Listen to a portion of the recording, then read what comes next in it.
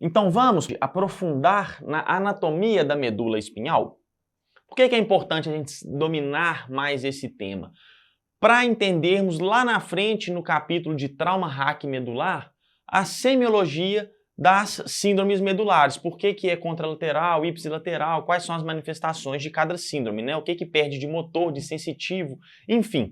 Então, nós sabemos que a medula espinhal ela é dividida em substância cinzenta e substância branca. Aqui central, nós temos a substância cinzenta, que são os corpos neuronais, e a substância branca, externamente, que são os axônios. Esses axônios, eles estão dispostos de forma organizada e formam tratos que levam informação da medula espinhal para o cérebro, para o encéfalo e vice-versa, do encéfalo para a medula espinhal. São os tratos ascendentes e os tratos descendentes, tá? Então, para a gente começar, aqui é anterior, perdão, aqui é posterior e aqui é anterior.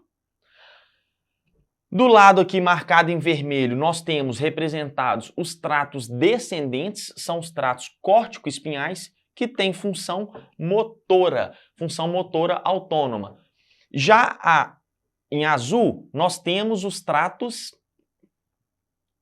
espinotalâmicos ou espinocerebelares. São os tratos que levam informações sensitivas da periferia para o sistema nervoso central. Os mais famosos, principais dele, aqui na região posterior, trato grácil e trato cuneiforme. Esses tratos, né, o grácil aqui em 3A, cuneiforme aqui no 3B, são responsáveis pela propriocepção e sensibilidade tátil.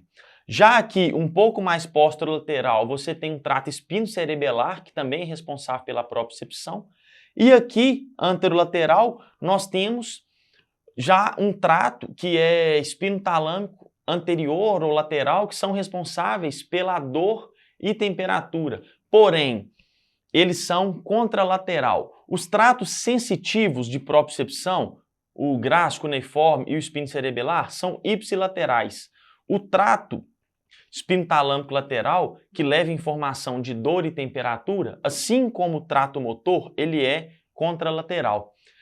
Então, sabendo isso aqui, a gente consegue saber, por exemplo, numa hemissecção da medula, o que eu vou perder?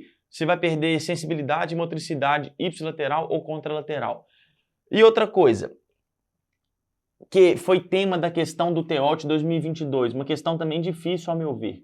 Ele aponta, dentro do fascículo grácil e cuneiforme, ele põe uma seta e pergunta qual sensibilidade vai estar mais abolida, de qual segmento da coluna, se é cervical, torácica, lombar ou sacral.